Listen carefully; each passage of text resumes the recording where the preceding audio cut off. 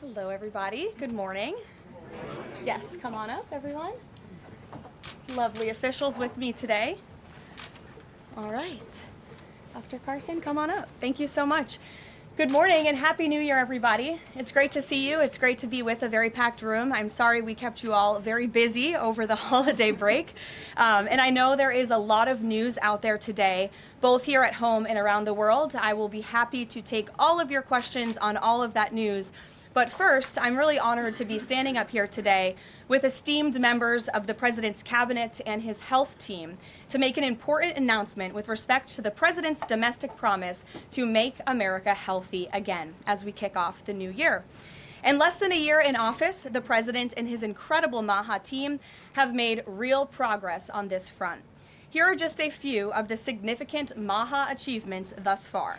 More than a dozen food manufacturers and trade associations have made commitments to remove artificial and petroleum-based food dyes from their products. The Trump administration took strong action to bar hospitals from performing dangerous, irreversible, life-altering transgender procedures on children. The Trump administration announced funding awards to states through the Rural Health Transformation Program, an unprecedented $50 billion investment established under President Trump's One Big Beautiful Bill. The Trump administration has also worked with 18 states across the country to ban junk food purchases using SNAP benefits starting this year. And thank you for leading that effort, Secretary Rollins. Additionally, President Trump took historic action to secure most favored nation drug pricing and secured deals with major pharmaceutical companies to massively lower the cost of prescription drugs. And those effects are being implemented as we speak. Americans are going to continue to see the result of these incredible deals the president cut. And I know President Trump and this team behind me worked incredibly hard to lower those drug costs for Americans. On Monday, the CDC adopted common sense updates to America's childhood vaccination schedule based solely on the gold standard of science. This action empowers parents and physicians to make the best individualized decisions to protect our children, while also restoring much needed confidence in our public health system. And as a MAHA mom myself, I'm very grateful for that. So thank you, Secretary Kennedy. To build on this progress, the Trump administration is now updating federal nutrition standards and guidelines to ensure that Americans have the most accurate, data-driven information supported by science and hard facts, not special interests or partisan ideology. President Trump has tasked two of the great individuals behind me, USDA Secretary Rollins and HHS Secretary Kennedy, with collaborating on this vitally important project. And today they are here to officially unveil the 2025 to 2030 Dietary Guidelines for America. These new guidelines are informed by the best and most reliable research on health and nutrition, particularly as it relates to the role of our diets and the prevalence of chronic disease in the country. They are also These guidelines are easy to read and understand, so every American, young and old, can access this information that literally has the power to change lives. But these are not just an updated guideline. These are the foundation to all federal food programs in our country. These new guidelines are going to update the food that is served to America's children in our public schools, to the plates that are served to our great men in uniform in our military, our veterans, and the food that they are consuming at the VA. And these new guidelines are also going to impact nutritional programs for the needy in our country, such as WIC and Head Start. Unfortunately, for decades, federal dollars has promoted low-quality, highly processed foods that lead to scores of long-term health issues, which means Americans have gone broke because of these health issues. Faulty dietary guidelines of the past stacked the deck against healthy eating and food options for everyday American families, which has fueled the chronic disease epidemic and jacked up the healthcare costs of households across the country. This failed approach in our public health system ends today. When these guidelines are followed, Americans will be saving themselves thousands of dollars. If we want to cut healthcare costs in our country, we must become a healthier country. According to the CEA, poor diet is the root cause of obesity, which accounts for $400 billion in medical spending each year. A healthier America will lead to a more affordable America. The new dietary guidelines from the Trump administration will ensure federal dollars go to real food to improve public health and therefore save the American people their hard-earned cash over the course of their lives. So with that, I am going to hand it over to Secretary Kennedy. The great people behind me will give remarks, and then we'll get into Q&A for the officials that are here on this specific topic. They will leave because they're all very busy people, and then I will open it up to Q&A with the rest of you on the rest of the news in the world. So thank you, and we'll start with Secretary Kennedy. Thank you, Karoline. Thank you. Today marks a decisive change in federal nutrition policy, made possible by President Trump's leadership and the work of MAHA moms and public health advocates who demanded reform. Today, in accordance with President Trump's directive, Brooke and I will release the dietary guidelines for Americans 2025 to 2030, the most significant reset of federal nutrition policy in history. These guidelines replace corporate-driven assumptions with common sense goals and gold standard scientific integrity. These new guidelines will revolutionize our nation's food culture and make America healthy again. For decades, Americans have grown sicker while healthcare costs have soared. The reason is clear. The hard truth is that our government has been lying to us to protect corporate profit-taking, telling us that these food-like substances were beneficial to public health. Federal policy promoted and subsidized highly processed foods and refined carbohydrates and turned a blind eye to the disastrous consequences. Today, the lies stop. The new guidelines recognize that whole, nutrient-dense food is the most effective path to better health and lower healthcare costs. Protein and healthy fats are essential and were wrongly discouraged in prior dietary guidelines. We are ending the war on saturated fats. Diets rich in vegetables and fruits reduce disease risk more effectively than many drugs. Whole grains outperform refined carbohydrates.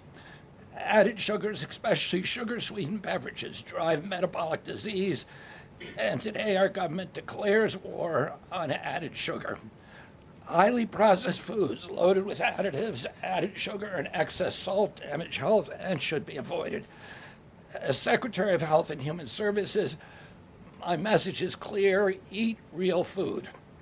Nothing matters more for healthcare outcomes, economic productivity, military readiness, and fiscal stability. The dietary guidelines shape dozens of federal feeding programs, including Head Start. These standards affect 45 million school lunches every day, meals for 1.3 million active duty service members, and food served to 9 million veterans in VA hospitals. Today begins the work of aligning those programs with affordable, whole, nutrient-dense food. Implementation requires coordination across the government. I'm working with many of my fellow cabinet secretaries to deliver results. I want to thank Bobby Mukamala, thank you very much, who is the president of the American Medical Association, for committing to mobilize the medical community on nutrition. And I thank also the American Academy of Pediatrics for partnering on this effort.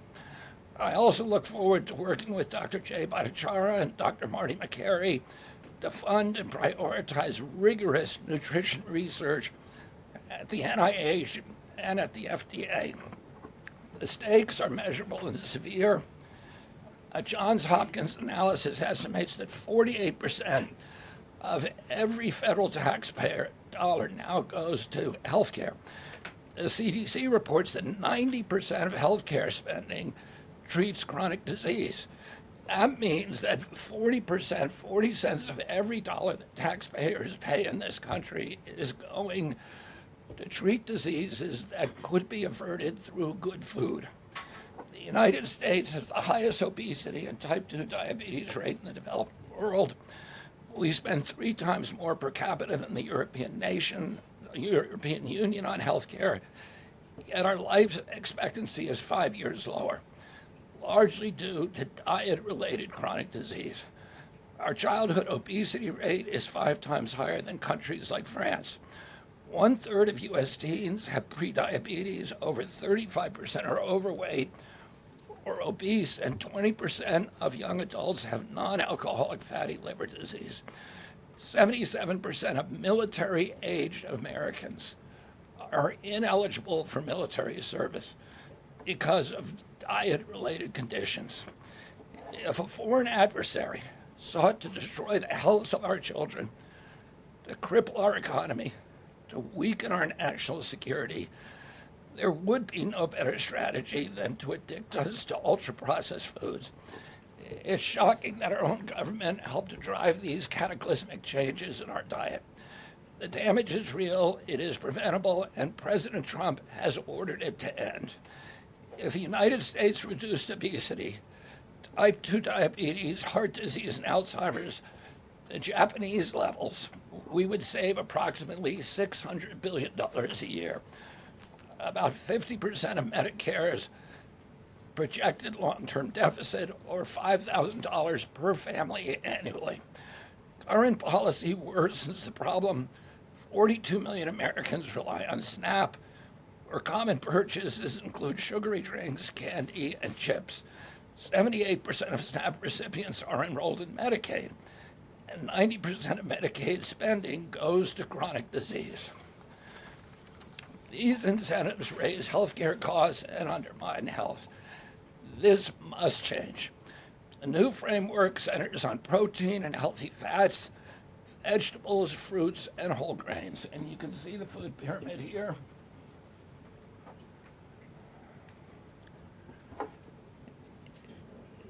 It's upside down, a lot of you will say.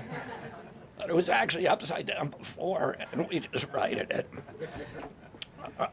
For the first time, the dietary guidelines directly address ultra-processed foods and set firm sugar limits in federal procurement, driving a significant reduction in added sugar in school meals.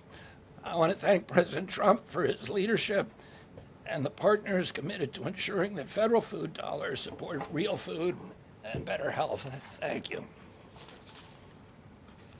And I want to introduce my partner and a friend, Brooke Rollins, who was an extraordinary collaborator on this. Thank you. Well, good morning, everyone. Happy New Year.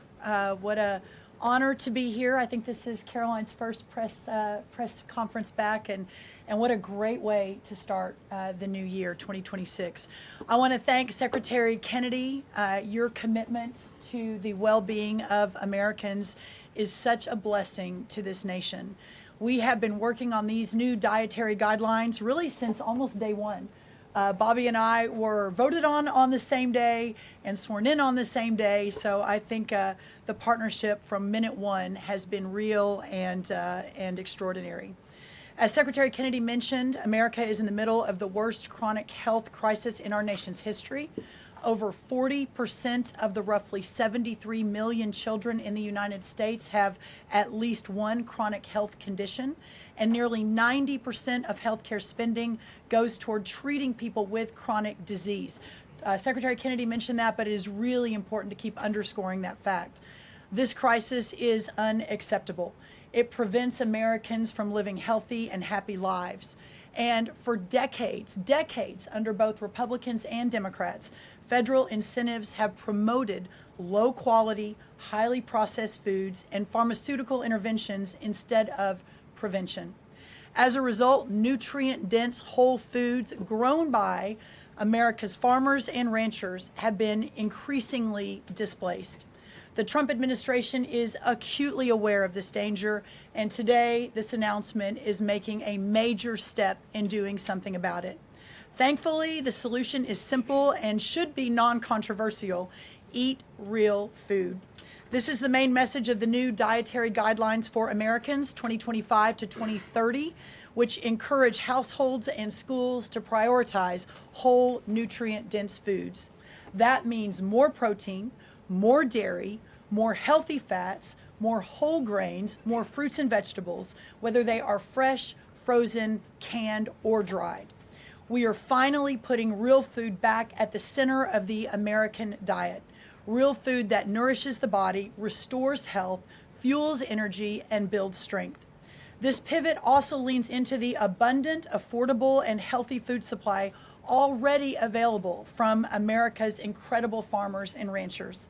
By making milk, raising cattle, and growing wholesome fruits, vegetables, and grains, they hold the key to solving our national health crisis.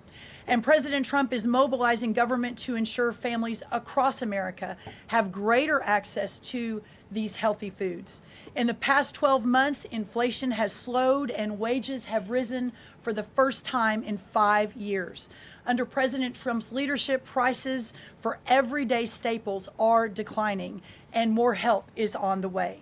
Recent data show that fruits, vegetables, dairy, and proteins, including eggs, pork, and ground beef, are becoming even more affordable every day for our American people. American households enjoy the most affordable and abundant food in the world, and today's release only reinforces that reality. A healthy meal is within reach for all American families. These new dietary guidelines are a framework which is meant to be customized to meet the needs, the preferences, and the financial status of all American families. For example, a meal including such items as pork, or eggs, or whole milk, or cheese, tomatoes, other fresh and frozen fruits and vegetables, whole grain bread, corn tortilla can cost today right around $3 for that meal. $3. And soon USDA will finalize our stocking standards, which means that those businesses in America that take the SNAP benefit, what they are required to stock in order to take that benefit. By the way, that's almost 250,000 retailers across America. That very soon we will be finalizing that rule that will mandate all 250,000 retailers in America double the type of staple foods that they provide for America's SNAP households. This means healthier options will be in reach for all American families, regardless of circumstance, at levels never seen before in our country. These dietary guidelines are foundational to so many USDA programs, and their introduction marks the first step in connecting America's schools and dinner plates to the best of American agriculture.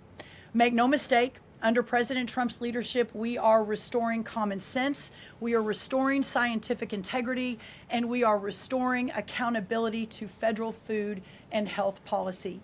The new guidelines are all about putting the well-being of Americans first, exactly where it should have been all along. This is the foundation that will make America healthy again, not just for those of us alive today, but for our children and our children's children and those coming behind. I want to end by saying God bless American families, God bless the American farmer and rancher, and God bless America. What an honor now to introduce another great partner in this incredible work, and that is Dr. Mehmet Oz. Thank you. Congratulations to Secretary Rollins, Secretary Kennedy, and do want to express my appreciation for what the President has done overall to increase the affordability of health care. The biggest accomplishment perhaps for the health system ability to drop down prices last year was the most favored nation drug pricing that Karoline mentioned. These are incredibly effective at reducing the costs, for example, of what the President calls the fat shot, the Ozempic, GLP-1s category of medications. We dropped them dramatically. But the best way to reduce drug spend in America is to not need the drugs in the first place.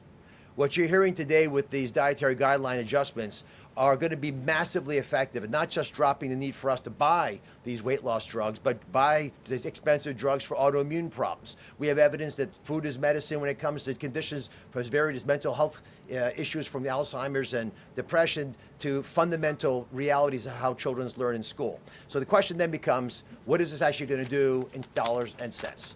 And I had the group at CMS run some numbers for us to try to give you concrete assessments of how much this will drop the spend that the federal taxpayer must make for Medicare and Medicaid. And I'm more optimistic today than ever that we can address the fast rising rate of healthcare expenses in America because of movements like this. Right now, we're increasing health expenditures in America at roughly twice the rate of the GDP growth. We will correct that if we can get America to be healthier, because you can't be a wealthy nation without being a healthy nation. So 2 numbers for you to remember. The first is $30 billion. Why? 30% of healthcare costs are directly attributable to obesity. I'm not talking about indirect associated expenses, which are also present, but a very conservative number, 30%, are directly attributed to obesity. That's about $300 billion a year for just Medicare, If we were to affect obesity by 10%, which is an incredibly conservative and justifiable assumption that has been borne out in evidence-based dietary experiments and trials, just that alone is $30 billion of reduction of expenses for Medicare rather. That's also obviously correlated with Medicaid reduction in spending. In Medicaid, it's a different opportunity because in Medicaid, we educate children. 53% of children in America are covered by Medicaid or CHIP. And we have programs to teach kids and their parents what to eat, and how to make these dietary guidelines that Secretary Rollins, Secretary Kennedy have crafted with their teams into practice. It will dramatically change the natural history of how children are able to participate in life. But let me give you one last number. If we're able to get the average American, who today retires on average at age 61, get them just to work 1 year longer, because they feel so vital, so strong, so bullish about their future, because they're feeding their bodies nutrients that are essential to their high-functioning productivity, we will increase the overall GDP of our nation by trillions of dollars. So we will reduce healthcare expenses. At the same time, we jazz up the U.S. economy with trillions of dollars created by the productivity of American workers. God bless you both for making the DGA feasible and making it perhaps the wisest investment we could make in our communities. Marty McCary is one of my closest friends, the powerful leader of the FDA, who's been taking brave steps along the line and has additional insights. Thanks. Thank you, Dr. Oz. Today marks the beginning of the end of an era of medical dogma on nutrition. For decades, we've been fed a corrupt food pyramid that has had a myopic focus on demonizing natural, healthy, saturated fats, telling you not to eat eggs and steak, and ignoring a giant blind spot: refined carbohydrates, added sugars, ultra-processed food. This study in JAMA now shows that 60% to 70% of kids are getting their calories from ultra-processed foods. That's an epidemic. We now have a generation of kids addicted to refined carbohydrates, low in protein. They are literally nitrogen negative because we've used old flawed studies that used urine nitrogen to estimate body protein metabolism, and they missed the mark. The old guidelines had such a low protein recommendation that we are increasing that by 50 to 100%. Kids need protein. The old protein guidelines were to prevent starvation and withering away. These new protein guidelines are designed for American kids to thrive, and they're based on science, not on dogma. We have 40% of our kids now with a chronic disease. It is not their fault. This is something that is the result of bad advice from the government and a medical establishment that for decades peddled research from a flawed 1960s model. Today, we are setting the record straight. This is not a willpower problem of our nation's kids. This is something adults have done to kids, and we're going to fix it. And so, as Dr. Oz said, the best way to lower drug prices is for people to stop taking drugs they don't need. We are going to finally address the root causes of our broken healthcare system: insulin resistance and general body inflammation, advanced by the protein-poor, micronutrient-poor, ultra-processed, refined carbohydrate diet that kids are addicted to today. And so, on behalf of the Food and Drug Administration, we are proud to be a part of this. We are grateful to be contributing to this work. Thank you, Secretary Rollins. Thank you, Kyle Diamantis, the best deputy commissioner for food at the FDA the agency has ever had. This is a historic day in America. Thank you, Karoline. Doctor. Thank you so much. Thank you. I hope everyone's inspired to go eat a salad for lunch after this briefing. If anybody has questions on this topic, we will take a few and then we'll get into the topic. We'll start with our new media seat. If you have a question on this topic today, Jamie Franklin, she comes from the Conservator. Why don't you kick us off? Yeah, first of all, Caroline, congratulations on your pregnancy. We're so excited for you. Thank you. MAHA moms across the country, including myself, are just so excited by what this administration is doing to make our kids healthy again. But we do have concerns when it comes to these blue states pushing back on a lot of progress that we're making as an administration. And particularly, we're really excited that you guys revised and streamlined this vaccine schedule. However, what we have seen is that these blue states, whether it be no tax on tips, no tax on overtime, or pushing back on immigration, they continue to stop your guys' progress. So what has been the response from these blue states? Because as Maha moms enrolling our kids in school, this is a big issue, and we celebrate what you guys are doing, but we want to have it even in the blue states as well. I mean, my hope is that we only released these earlier, 2 days earlier. I'm sorry. Duck is also high in protein. That's an interesting. Duck is a good thing to eat, everybody. We only released the new vaccine schedule 2 days ago. The vaccine schedule, there's nothing compulsory in it. Everybody, I've always promised, I'm not going to take people's vaccines away from them. People who want to get vaccines, everybody who wants them can get all of the vaccines that were on the old schedule. They will all be paid for by the Vaccines for Children program or for the insurance the same as before. We release guidelines that we think are optimal to public health. They're the same with core vaccines that are required by the European community. And those nations all have much better health outcomes than we do. And they're based on their best science and also on their conviction that when you put too many vaccines on the program, it actually reduces compliance. It reduces uptake. And so we want to maximize the uptake of vaccines by making sure that Americans know that we are making recommendations that are science-based, that are common sense, that are grounded in science. And right now, that's the best science that we have. But again, there's 3 categories of vaccine. One is the core schedule, which resembles the European countries. The second is for people who have vulnerabilities, for high risk, and that doesn't change at all. And then the third is shared decision making, which any vaccine that was on the old schedule, you can continue to get. So people will make their own choices, and that's what democracy is about. I asked the boss, Karoline, for permission to add a little bit to this because I think it's really important. And by the way, Jamie, what a superstar you are. It's so fun to see you in this seat, Jamie Franklin. The blue state question is a really important one. And for those of us that are running agencies with these programs, I mean, I've talked to a lot of you already about how we have 22 blue states that won't give us their SNAP data so that we can figure out and ensure that those who really need these programs are actually getting these programs. Clearly, you all have been writing about Minnesota. California is next. We're looking at New York, some other states. The amount of fraud in all of these programs is absolutely stunning. And the challenge is, I mean, from Medicaid, et cetera, I know, Dr. Oz, you've talked a lot about that. This is a significant problem. And I think who's really harmed in all of this conversation and when these blue states aren't partnering with us to try to do this right is we say blue states and red states, but in those states, there are all kinds of our citizenry and that aren't all Democrat or aren't all Republican. We had a poll that just came out that had about 85% of all Americans believe that states should turn their data over on SNAP so that we can figure out where the fraud is and ensure these programs are going where they need to go.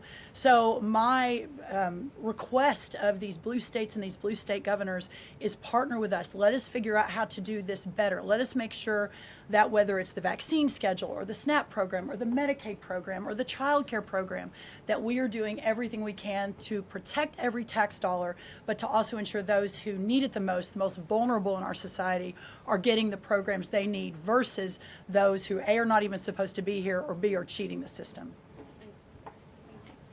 Jeff. Thanks, Caroline. One of the changes that was made had to do with alcohol. Secretary Kennedy or Dr. Oz, could you explain the science behind the new language on not saying 2 drinks for men and 1 drink for a woman every day would be healthy, and whether or not the industry had an impact on the language of moderation versus just saying alcohol is not healthy and you shouldn't drink it? So alcohol is a social lubricant that brings people together. In the best case scenario, I don't think you should drink alcohol, but it does allow people an excuse to bond and socialize, and there's probably nothing healthier than having a good time with friends in a safe way. If you look at the blue zones, for example, around the world where people live the longest, alcohol is sometimes part of their diet. Again, small amounts, taken very judiciously and usually in a celebratory fashion. So there is alcohol on these dietary guidelines, but the implication is don't have it for breakfast. Right? This should be something done in a small amount with hopefully some kind of an event that might have alcohol added. But the general move away from 2 glasses of men, 1 glass of women, there was never really good data to support that quantity of alcohol consumption. That data was probably primarily confused with broader data about social connectiveness. Take a couple more. John? Thanks a lot, Karoline. Secretary Rollins, I'm curious about with these guidelines. They're not mandates, they're guidelines. What are the practical effects of these guidelines on public schools all across the country? Well, today begins thank you, John. It's good to see you. Today begins the first day now in a recalibration of the rules, whether it's school lunches, whether it's the SNAP program, whether it's that veterans were mentioned, our prison system, that now we begin the process of implementing and redrafting the rules to reflect what this new dietary guidelines for Americans actually is doing to our food system. So there is a lot of work to do. Nothing changes overnight, but as I think we've proven, this administration moves very, very quickly on all fronts, 7 days a week, 365 days a year, and so you'll begin to see some real changes coming very soon. As everyone is aware, for many of our most vulnerable in the margins in our communities, the school lunch is often the best place for our children to get the healthiest meal. Hopefully with stocking standards and reworking SNAP and the SNAP waivers we've done, that begins to change too. But right now, that is going to be the single most important, from my perspective, move forward, is the school lunches and making sure that we're getting the right amount, the best amount, and the most nutrient-dense foods into the schools. Thank you. You also mentioned, Secretary Rollins, cost when you had your remarks a little bit earlier. Is eating healthier more cost effective? Is it cheaper than just having a diet of processed foods?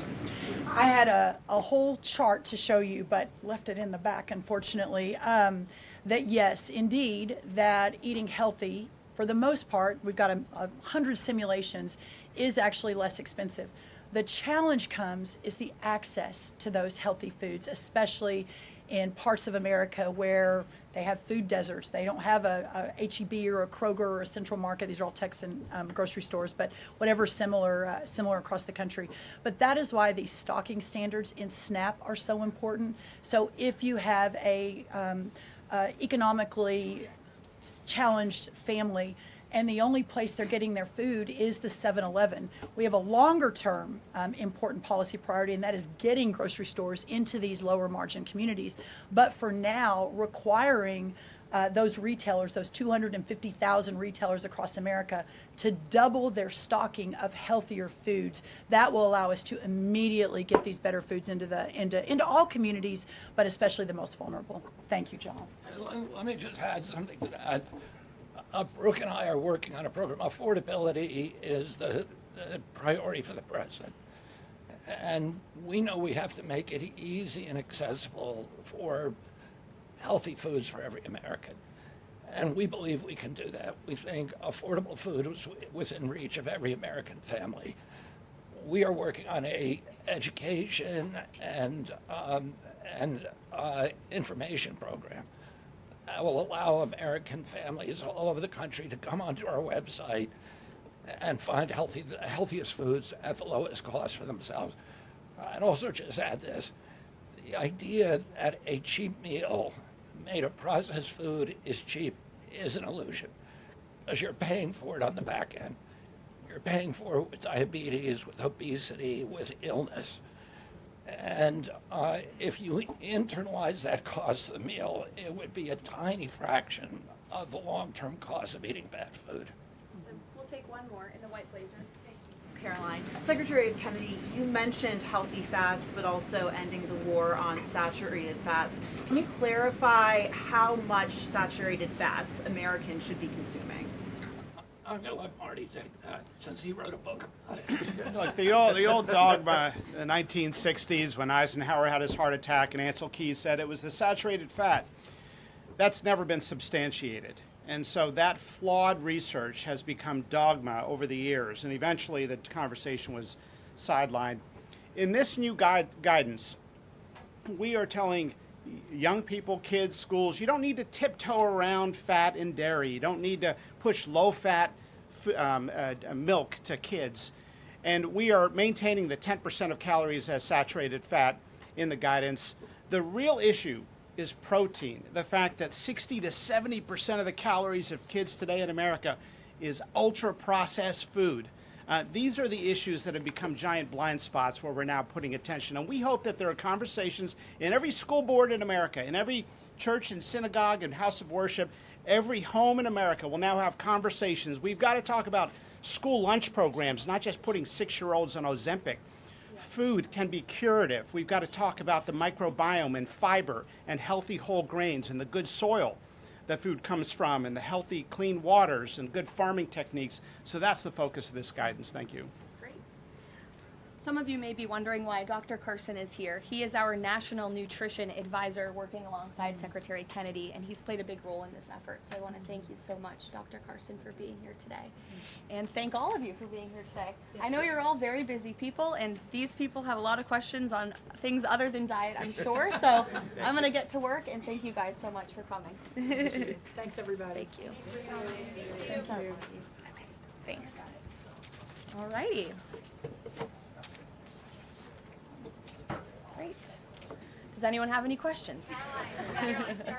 Rachel, why don't you start? Thank you, Caroline. The president has been adamant that he is now in charge of Venezuela, but Delcy Rodriguez said the government of Venezuela runs her country, no one else, saying, quote, there's no external agent governing Venezuela. So which one is it? Let me just be very clear. This is the first time that I've addressed Venezuela from the podium since being back and since the historic and incredibly successful military operation, law enforcement operation conducted by our United States military that you all saw and the world witnessed last week. The skill, the might of the United States military and our country under the leadership of this president is on full display to the rest of the world.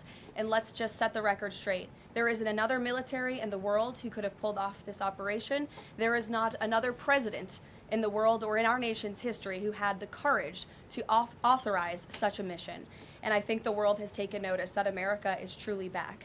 With respect to Venezuela, the Trump administration, led by Secretary Rubio, the vice president, and the president's entire national security team, is in close correspondence with the interim authorities in Venezuela. We obviously have maximum leverage over the interim authorities in Venezuela right now, and the president has made it very clear that this is a country within the United States, the Western Hemisphere, close by the United States, that is no longer going to be sending illegal drugs to the United States of America. It's no longer going to be sending and trafficking illegal people and criminal cartels to kill American citizens as they have in the past. And the president is fully deploying his peace through strength foreign policy agenda. So we're continuing to be in close coordination with the interim authorities, and their decisions are going to continue to be dictated by the United States of America. Just one follow-up when you talk about that leverage there. Has the Venezuelan government fully committed to turning over its oil to the United States indefinitely, and what happens if they do not? Well, as you saw, the president announced last night, this was a deal. This was a deal made by the president and his team with the Venezuelan interim authorities. This will benefit both the American people and the Venezuelan people. And Secretary Wright and the Department of Energy are working with the interim authorities and also with the private oil industry to execute on this historic energy deal. That's not only good for the United States, but it's also going to revive the prosperity, the safety, the security of both the United States and Venezuela as well. Ed. Following up on the oil part of this, 30 to 50 million barrels of oil. How exactly is that going to work? You're getting it out of Venezuela into the United States? Yes, and then what? That's exactly right. So as you know, Ed, as the president announced last night, this was the sanctioned oil that was basically just sitting in barrels, sitting on ships because of the effective quarantine of the United States of America. And the interim authorities have agreed to release that oil to the United States, so it will be arriving here at home very soon. The United States government has already begun marketing Venezuelan crude oil in the global marketplace for the benefit of the United States, engaged the world's leading commodity marketers, key banks to execute and provide financial support for these crude oil and crude product sales. All proceeds from the sale of Venezuelan crude oil and products will first settle in U.S.-controlled accounts at globally recognized banks to guarantee the legitimacy and integrity of the ultimate distribution of proceeds, and those funds will be dispersed for the benefit of the American people and the Venezuelan people at the discretion of the United States government. It sounds like it requires a lot of private sector engagement and agreement And from the oil industry and the banking industry. That's Do you right. have that yet? There's a lot of private sector engagement that's happening right now. As you know, Secretary Wright, our energy secretary who's heading up this big project, is in Florida today meeting with some of these oil executives. And as we confirmed earlier, they will also be at the White House later this week. So they are absolutely eager to invest. They're eager about these opportunities. And Secretary Wright is a very well knowledgeable guy when it comes to oil and energy, and he's the perfect man for the job. Another corner of the world Sure. there, real quick on Go Iran. ahead. Go ahead. So just to follow up on the oil, 30 to 50 million barrels is an initial tranche, if you will, and then what happens after that? What are the plans? I won't get ahead of the plans that the president and his team are currently speaking with the interim authorities about, but rest assured, there is a long-term plan here. Secretary Rubio and the entire team are working diligently on it, and this is just sort of the first action that you all are seeing. Ed. Thanks, Caroline. So in order to get these oil companies to invest billions in Venezuela, how will the U.S. reassure that their workers will be safe in Venezuela? Could there be troops involved?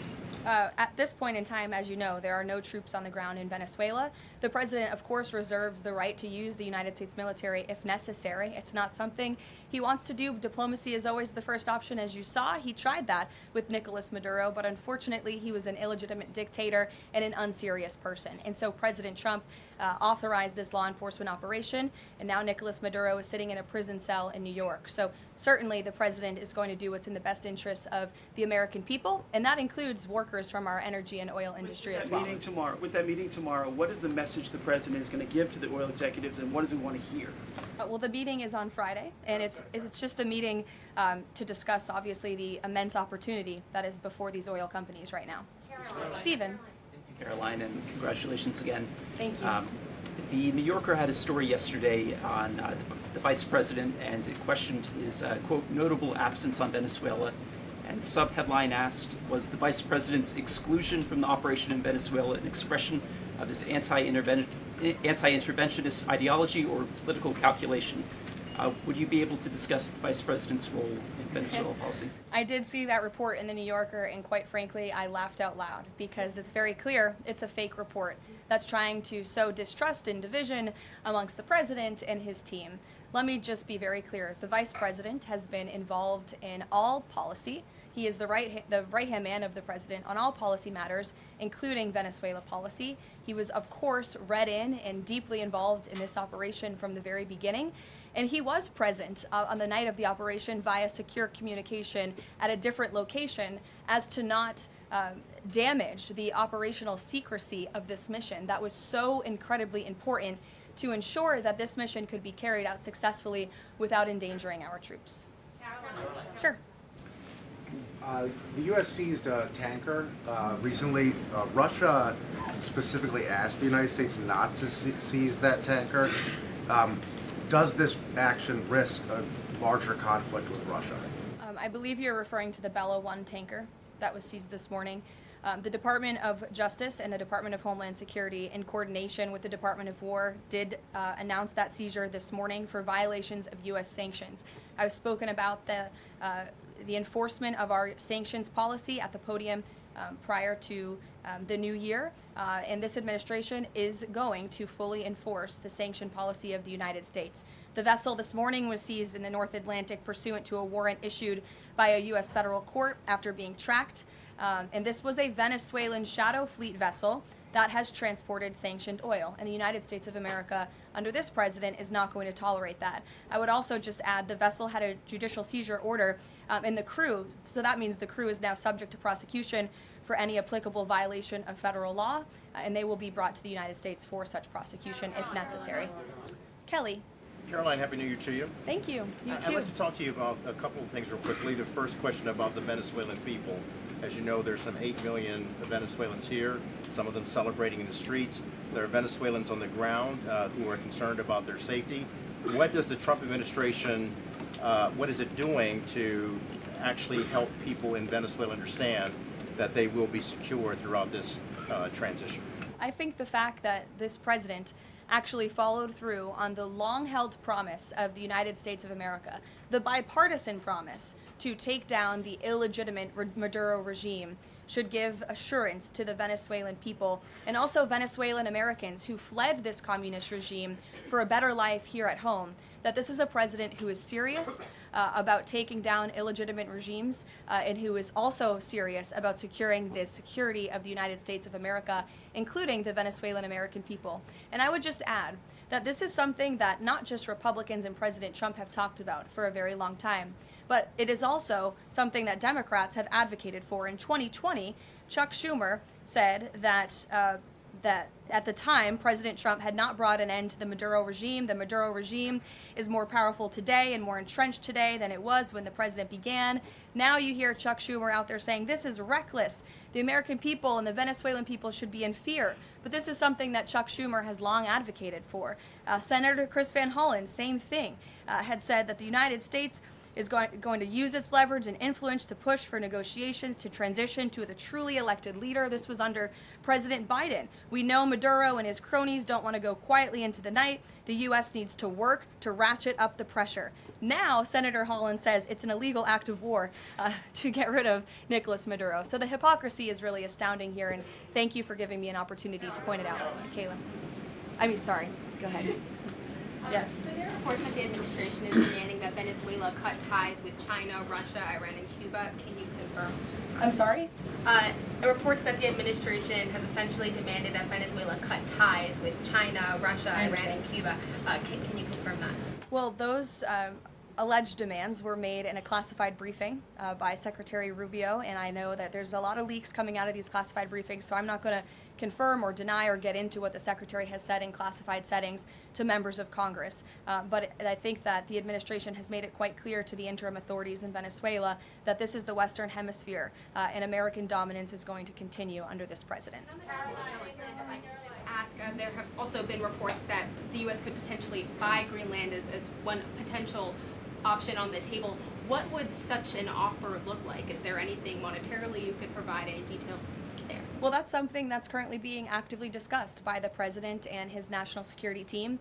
And I would point out that the acquisition of Greenland by the United States is not a new idea. This is something that presidents dating back to the 1800s have said is advantageous for America's national security.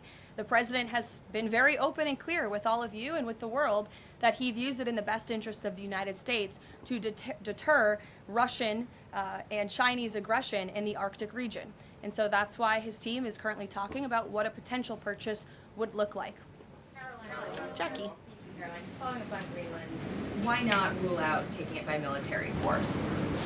I know that past presidents and past leaders have often ruled things out. They've often been very open about ruling things in and basically broadcasting their foreign policy strategy to the rest of the world, not just to our allies, but most egregiously to our adversaries. That's not something this president does. All options are always on the table for President Trump as he examines what's in the best interests of the United States. But I will just say that the president's first option always has been diplomacy. Again, look at Venezuela. He tried ardently to strike a good deal with Nicolas Maduro, and he told him, I will use the United States military and you will not like it if you don't take such a deal. And look at what happened. With respect to Iran, the president said the same thing, right? He tried to have serious interest in a deal with the Iranian regime with respect to their nuclear capabilities. They were not interested, and so Operation Midnight Hammer happened, which was another remarkable military success under the leadership of this commander-in-chief.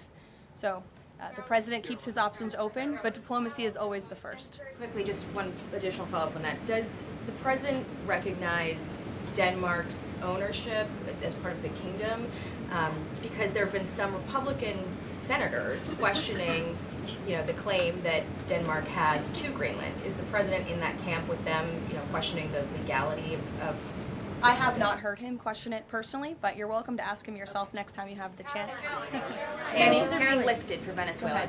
We got to lift some sanctions to let the oil come in. Can you talk about that just very briefly? Yes, so the U.S. is selectively rolling back sanctions to enable the transport and the sale of Venezuelan crude and oil products to the global markets, yes. Karoline. Annie. Thank you.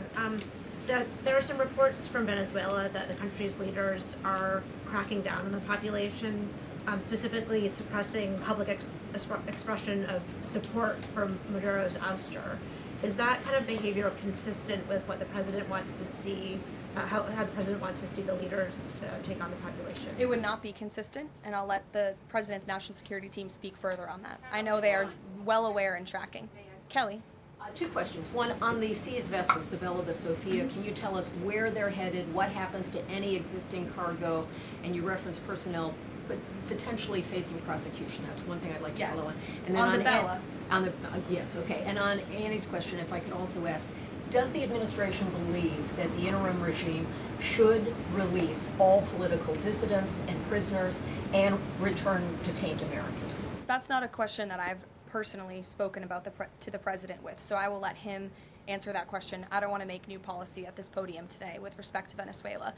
With respect to the two ships that you mentioned, I spoke with you about the Bella 1. There was another vessel this morning, the Sophia, that in coordination with the Department of War, the Department of Homeland Security apprehended it. This is a stateless, sanctioned, dark fleet motor tanker, and this occurred without incident. This vessel was operating in international waters and conducting illicit activities in the Caribbean Sea. The U.S. Coast Guard is escorting the Sophia to the United States for final disposition. To answer your question, Kelly, directly, this was through Operation Southern Spear. The Department of War is unwavering in its mission to crush illicit activity in the Western Hemisphere. And as the President has repeatedly stated, we're going to defend our homeland and restore security and strength across the Americas. Dasha, go. Caroline, thank you and Happy New Year. Thanks, you too. Two questions, one on Venezuela, one on Greenland. You've repeatedly at the podium called the current leadership in Venezuela interim leadership. There are Republicans and Democrats alike that say they want to see elections in Venezuela. The president had said it's too soon to do that right now, but is there a timeline for elections in Venezuela? Is he committed to seeing that this year, for example? You just said the president has answered that question, so I will reiterate what the president has said a few times now to all of you, which is that it's too premature and too early to dictate a timetable for elections in Venezuela right now. Caroline, you just talked to Jackie about diplomacy first, right? The Danes have repeatedly said they are willing to collaborate on all of the concerns that the president has, whether it's more troops, mineral rights, intelligence sharing. Why does the president feel he needs to own Greenland and not and put out the threat of military action when this could be done through diplomacy? Well, who said diplomacy isn't taking place behind the scenes, Dasha? I mean, the president is interested in diplomacy. His national security team is as well. And of course, he's always willing to pick up the phone for everybody and hear out their concerns. But the president is the president of the United States of America, and he's always going to be very clear about what he views as being in our nation's best interest. Reagan. Caroline, I have a question for you on Venezuela, and then I'd love to ask you about Minnesota and Tim Walz. Sure. On Venezuela, I'm wondering, does the administration hope to start sending more Venezuelan migrants back home or have them self-deport if the situation in the country improves? As far as I'm concerned, the policies of the Trump administration and the Department of Homeland Security have not changed. All those illegally present in the country are subject to deportation. And I would just like to add, how we got here. The president was very clear on the campaign to the American public, and it's one of the many reasons they resoundingly reelected him back to this office, that he was not only going to crush foreign drug cartels, but that he was not going to stand by and watch as the illegitimate Venezuelan regime was sending illegal criminals and gang members and rapists and murderers to our country, which happened to the tune of thousands under the previous administration and president. And so there could be nothing more America first than this operation that took place last week. And I would just remind all of you in this room that there were innocent Americans like Jocelyn Nungare who lost their lives at the hands of dangerous Venezuelan criminals who who were sent here by the Maduro regime. And that has been the president's North Star and guiding principle throughout his entire policy since January 20th. Tim Walz in Minnesota. Does the administration believe that Tim Walz potentially dropped out of the governor's race because he could be under criminal investigation? I don't know if there's a criminal investigation. If there was, I wouldn't be able to comment on it from up here, to be honest with you. But I think Tim Walz probably dropped out of the race because he realizes he no longer has the support of the people of his own state, which is a remarkable downfall considering he was the number 2 on the Democrat Party's ticket just about a year ago. When it comes to Minnesota, the fraud that we have seen, the wide scale of fraud is really remarkable. It's egregious. I would encourage every single journalist in this room to go to Minnesota and to cover it yourselves. As for the Trump administration, we have officials who have been on the ground almost every day. Secretary Noem was there yesterday. Secretary Bessent will be traveling there later this week to talk about the fraud and to do a roundtable on this very topic. And I would just like to leave you with an update. To date, the Department of Justice has charged 98 total defendants in several Medicaid fraud and related case programs. 64 were convicted, and 85 of the 98 charged were of Somali descent. The DOJ has also issued over 1,700 subpoenas, executed over 130 search warrants, and they have now added more attorneys to their office there to absorb the case flow. DHS is on the ground going door to door conducting large-scale criminal and HSI investigations. They have also sent approximately 2,000 agents to Minneapolis to assist with law enforcement and immigration enforcement. As I said, Secretary Noem was on the ground yesterday.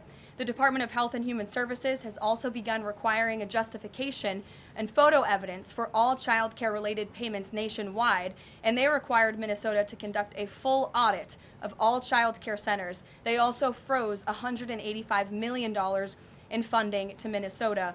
And Dr. Oz, who was just here, also notified Governor Walz they're going to begin auditing Medicaid recipients and deferring payments on claims based on waste, fraud, and abuse. The Department of Labor is also conducting a targeted review of Minnesota's unemployment program. Department of Agriculture requiring Minnesota to conduct recertification for SNAP recipients, and HUD has launched investigations into the public housing. SBA has also suspended nearly 7,000 borrowers amid suspected fraudulent activity. So, with all of that, rest assured this is an all-hands-on-deck effort from the entire administration to get to the bottom of this and to ensure that the ripping off of taxpayers in the state of Minnesota, and it won't just be Minnesota, it'll be any state across this country where fraud has taken place, and we are protecting law-abiding, tax-paying American citizens. Phil. Thank you, Caroline. Just to follow up on Greenland, there are treaties already on the books that give the United States access to the island. They can construct and maintain military bases there. We can house personnel on the island. The U.S. has control of landings, takeoffs, anchorages, etc. So I'm curious if you could just spell out for the American public what specifically would the U.S. gain by taking control of Greenland that the U.S. doesn't already have access to right now? More control over the Arctic region and ensuring that China and Russia and our adversaries cannot continue their aggression in this very important and strategic region. And there would be many other benefits as well that, again, the President and his national security team are currently talking about. Jeff, I'll give you another one. Welcome. A broad sort of stand-back question on foreign policy. Are you concerned about increasing tensions with Russia because of the tanker seizures? And how does the U.S. action in Venezuela impact the ongoing relationship with China and the President's relationship with President Xi? I think the President has very open, honest, and good relationships with both President Putin of Russia and also President Xi of China. He has spoken with them numerous times, as you know, since coming to office about a year ago, and I believe that those personal relationships are going to continue. But as for the President and the United States, he's going to enforce our policy that's best for the United States of America. And with respect to these ship seizures, that means enforcing the embargo against all dark fleet vessels that are illegally transporting oil, and only legitimate commerce, to answer your question much earlier, Rachel, determined by the United States is going to be permitted. And that's the policy of this administration, and he's not afraid to implement it. One more stand back. Just one more stand back. I just asked the last one. I remember asking the President here at the beginning of his term if he was committed to Article 5 and NATO, and he said yes. Has his stance on NATO or his commitment to NATO changed? Did you see his statement earlier today? He said we will always be there for NATO even if they are not there for us. And I think that answers your question directly. Yes. Just to follow up on what Jeff was saying there, will the president commit that if any NATO members are attacked, the United States will come to it? Again, the president addressed this directly himself this morning after seeing the coverage from all of you in this room on television, and he made it very clear we're always going to be there for NATO, even if they have not done right by the United States of America. And they have not, they have finally increased their defense spending at the request of this president, but it was only because of this president that they did that. We'll take a couple more. Michael, go ahead. Thank you, Caroline. Happy New Year and congratulations. Thank Two you. questions, You if I may. too. One on healthcare, one on Mexico. On healthcare, the president says he wants Republicans to be flexible on the Hyde Amendment in order to pass healthcare legislation. What is the White House's message to pro-life voters who say federal funding for abortion goes against their values? Well, the president did not change the administration's policy. It was President Trump who signed an executive order protecting the Hyde Amendment. It's the Trump administration that has taken multiple actions on various fronts to ensure that taxpayer dollars are not funding the practice of abortion. What the president was saying yesterday was Republicans, and frankly Democrats too, need to show a little bit more flexibility so we can actually get something done with respect to the issue of health care. Republicans have amazing ideas. The president himself, as we spoke about earlier, has launched this Most Favored Nation drug pricing initiative, has cut good deals with Big Pharma. He wants to see Republicans and Democrats too, if they're willing, codify those executive orders into law so that these good deals can remain and these prices can continue to be lowered long after this president and this deal maker in chief is gone. Presidents talked a lot about health savings accounts and giving more money back to the healthcare consumer rather than to these giant insurance companies, and he's been very outspoken and tough on them too, and I think you'll see more and hear more from him directly on that issue. So he wants to see Congress get something done with respect to health care, and that was the point that he was driving home yesterday. Mexico, Caroline. Haley, President Trump says the drug cartels are running Mexico. What action does he need to see Mexico's president, Claudia Sheinbaum, take to prove that she's in control of that country, in control of those cartels? And does the White House believe she's able to do that without U.S. intervention? Look, I think the president was speaking very candidly and frankly about the reality on the ground in Mexico. Haley. Caroline, Happy New Year. I wanted to ask Thanks, you you too. about the seized tanker, the Vela. There were reports before this that Russia had sent a submarine to escort it. Was there any engagement with that submarine? And then was the deconfliction line with Russia used ahead of boarding that? Again, this was a Venezuelan shadow fleet vessel that has transported sanctioned oil. The vessel was deemed stateless after flying a false flag, and it had a judicial seizure order, and that's why the crew will be subject to prosecution. Mary. On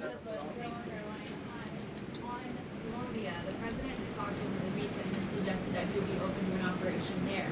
Should the president of Colombia be expecting Delta Force anytime soon? And then I had another one for you on California. That would be a very unwise question for me to answer, to weigh into. What's your next question? On California, can you share any more about the fraud investigation? The president said that there was one. Who's being investigated and where is it starting? Again, this is going to be a all-hands-on-deck government-wide effort. The president has directed all agencies across the board to look at federal spending programs in not just Minnesota, but also in the state of California to identify fraud and to prosecute to the fullest extent of the law all those who have committed it. Take one more. Sure. Thank you. Caroline, yesterday was the 5-year anniversary of January 6th. Democrats and mainstream media continue to push their big lie that it was an insurrection and that police officers died that day. The reality is that 4 Trump supporters died on January 6th and 2 women were killed by January 6th police. Everybody knows Ashley Babbitt was shot in cold blood by Capitol Police Officer Michael Byrd, but there was another woman, her name was Roseanne Boyland from Georgia, and she was pepperballed, gassed, and ultimately brutally beaten with a stick by January 6th police officer Lila Morris. The Biden administration and mainstream media lied and told Americans Roseanne Boyland died of a drug overdose on Capitol steps. Her family is now asking for an investigation. Is the administration aware of the circumstances of her death, and will there be an investigation finally? Well, for investigation, I will have to defer you to either the FBI or the Department of Justice, and I'm sorry to have to do that.